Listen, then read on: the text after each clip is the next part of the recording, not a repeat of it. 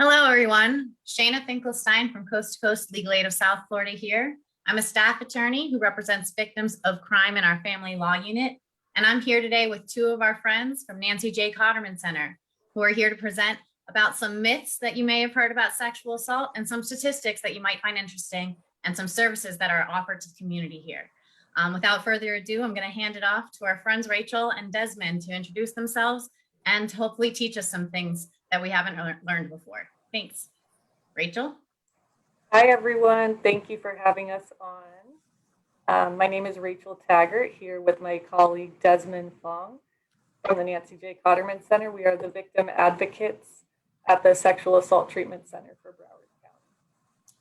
So to get started, we're going to talk about some myths that go along with sexual assault that some people think are true. So the first one that I wanted to touch on was that someone can consent to sex if they're under the influence of a substance such as drugs or alcohol. So this might seem obvious to some people that you cannot consent, which is a fact. You cannot consent if you are under the influence of drugs or alcohol. However, some people are not aware of this, and there are some states even that are trying to pass laws to make it so that the charges are less for perpetrators who sexually assault someone if they are under the influence of a substance. So one of the most recent examples would be Minnesota. They're trying to pass a law and possibly have already passed this law that makes it so that if a victim consumed a substance consensually, they decided to have a few drinks and they are sexually assaulted that night, the charges are less for the perpetrator because they willingly consumed a substance. So, even though this may seem obvious to some people, there are still states that do not think of it the same way. So that's one of the first myths that we wanted to discuss. So bottom line is, if someone is under the influence, they cannot consent to having sex. And if they are taken advantage of, that would be sexual assault. The second one I wanted to discuss is, and this one seems really obvious too, but if someone is asleep, they cannot consent. We have seen cases like this at our center where someone is talking to an acquaintance or a friend and, maybe they've been flirting or talking back and forth, and then they fall asleep and they wake up with someone sexually assaulting them. So just wanted to lay that out there, that being asleep does not equal consent. Someone cannot be sleeping and give consent. It has to be a verbal and ongoing process. The second one is that if consent is given at first, but then changed later on, that is not consent either. So as I said, consent is ongoing. It's a process, it's a conversation. You can consent to one thing during, a sexual encounter and then not consent to something else that occurs. And at that point, if the, other party continues, once consent is taken away, the person says no, then it becomes sexual assault. So again, this seems like something that, oh yeah, that seems pretty obvious, right? Actually, there are some states that don't see it that way.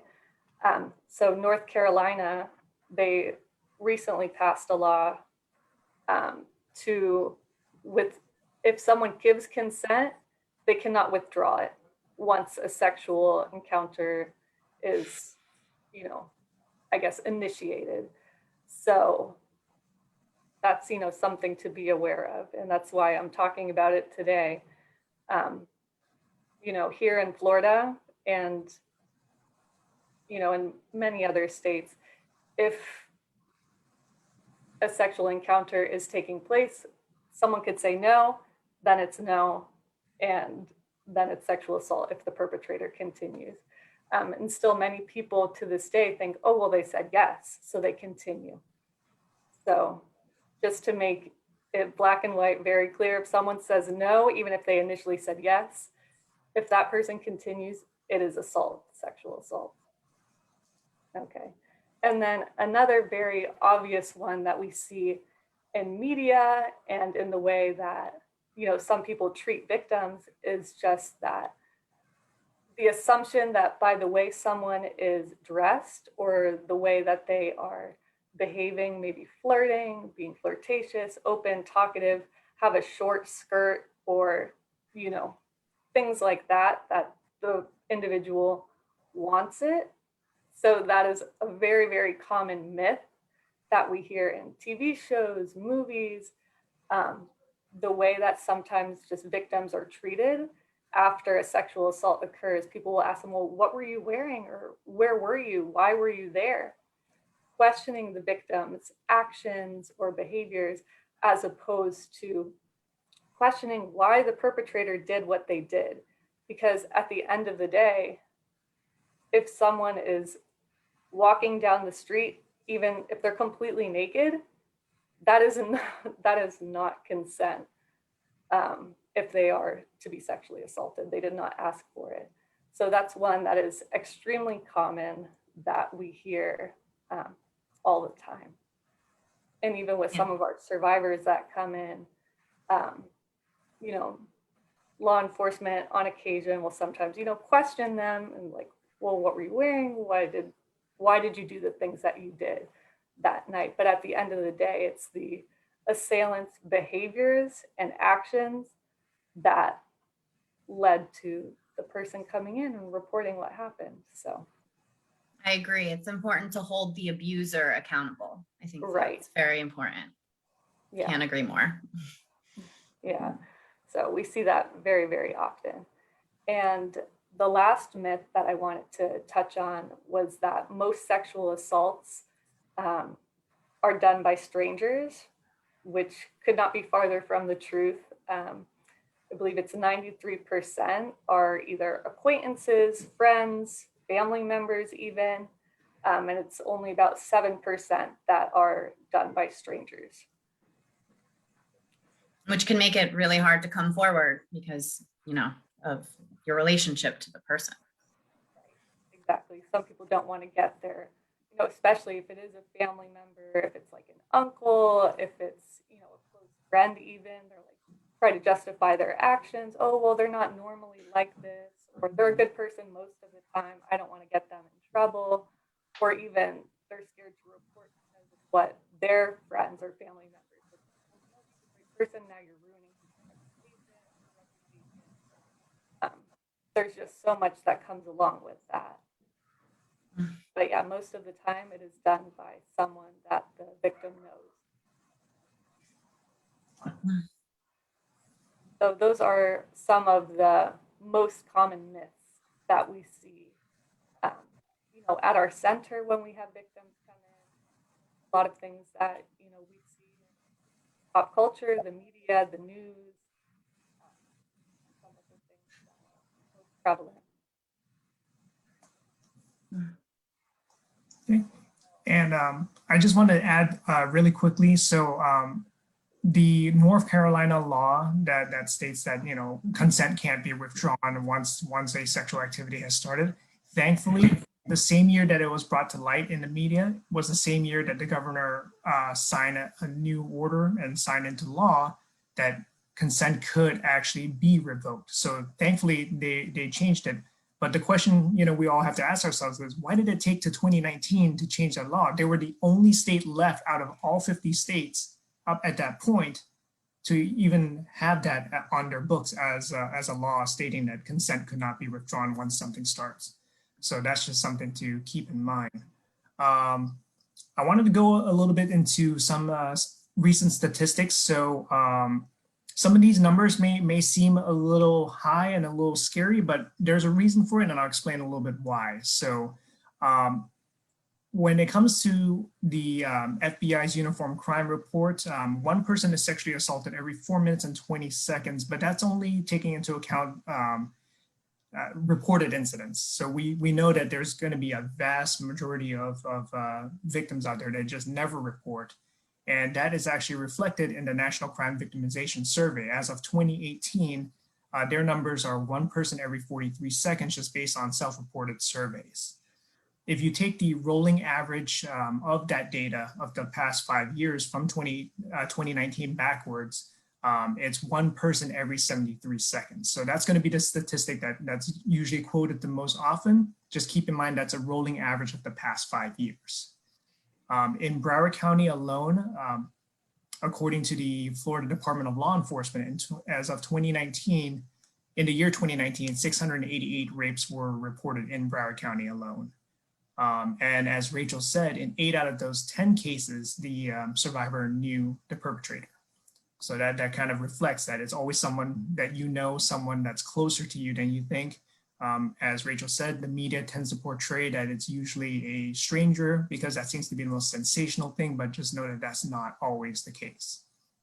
And in terms of human trafficking, Florida ranks 3rd in the United States, just behind California and Texas. So the 3 things they have in common are we're the coastal states. So, and we're close to borders. So that's kind of the underlying issue there. When it comes to child abuse statistics, about 700,000 children are abused in the United States annually, and that's per the National Children's Alliance. So the next 2 stats I'm going to mention are kind of like the surprising numbers to me when I started doing some research on it. So the latest numbers I could find were as of 2015, and I'm sure in the next couple of years there'll be newer numbers that hopefully will reflect a difference. But as of 2015, 43.2% of females experienced their first sexual abuse incident before they turn age 18. And for males, it's 51.3. So the whole statistic that you hear out there of 1 in 4 girls and one in 6 boys, has completely changed since that statistic was first announced. So now it's like 40%. That's 4 out of 10 girls and 1 in 2 boys that get sexually assaulted before age 18. And every 9 minutes, Child Protective Services substantiates a claim of child sexual abuse as of 2018. And in the fiscal year of 2019 to 2020, the Florida Department of Children and Families investigated 11,516 child abuse reports just for Broward County alone. So that number is actually a little bit lower than previous years, just simply because COVID hit. So that kind of changed the reporting and the visibility of kids, especially kids not being in school. But as far as those numbers go for the abuse that happens before they turn 18, one possible reason is because there's more awareness out there and more people are actually reporting certain things or disclosing even, not necessarily reporting. The fact that they're disclosing that this has happened is actually showing and bringing awareness that this is out there. It's not so much of a hidden thing anymore. So I think this is a good thing, honestly, because the more we bring awareness to it and the more that people feel comfortable talking about this topic and bringing it to the attention of either someone that they trust or law enforcement or a child protective investigator, this is only going to help in the long run, because then the ultimate goal is just to reduce these numbers. And, obviously in an ideal society, we get them down to 0, but the lower we go, the better off we're going to be. But all these numbers tend to usually spike before they come back down. And that's just simply because there's an awareness issue that's happening. So that's kind of the goal that the Nancy J. Cotterman Center is striving for, is bringing awareness and having this be a conversation that people talk about, so it's out there. So speaking of which, I would like to mention some of the services that we offer. So Rachel and I are part of the crisis unit, which is kind of like the frontline staff. So if law enforcement brings in a survivor of sexual assault, or even if a sexual assault survivor wants to come in to do a non-reporting or just talk about their options, we're the people that they're meeting with first and foremost. We're open 24/7, so they can call anytime on our helpline if they want information or assistance. That number is 761-7273. And we provide forensic medical examinations, which are done by advanced practice registered nurses. We provide also counseling services in-house. We have a counseling unit that's an excellent counseling unit. Their specialty is dealing with nothing but sexual violence type cases and also child abuse cases. So we do offer counseling services for children that have went through abuse in their life. And not only that, we also offer those services to non-offending family members that might be affected, because we recognize that if you're a victim of either sexual assault or abuse of any kind, it's not just you that's affected. It could be your immediate family members that get affected by it as well. So those services are available also. So those are some of the, it's kind of a snapshot of the services we provide. But if anyone needs any kind of assistance or knows anyone that could use our help, that's been a victim of sexual assault or someone that's just has a question, they can call us anytime on that 24-hour number I provided. And again, that's 954-761-7273. We really don't know what we would do without you guys. Nancy J. Cotterman Center here at Legal Aid, you know, sometimes we're trying to represent those victims in court, but we all know that's not where the battle ends as a survivor. And I don't know what we would do if we didn't have friends like you to refer people to. So thank you so much for the work you do in the community. That was very informative. I'm sure that everybody learned a lot. I know I learned some things. And again, there's going to be information down in the comments about their website and their address and the phone number again. So again, thanks for joining us here today, both the people watching and also our friends over at Nancy J. Cotterman. And we hope to see you guys next Friday for our next Friday with Friends. Thanks. Thanks for having us. Thanks for having us.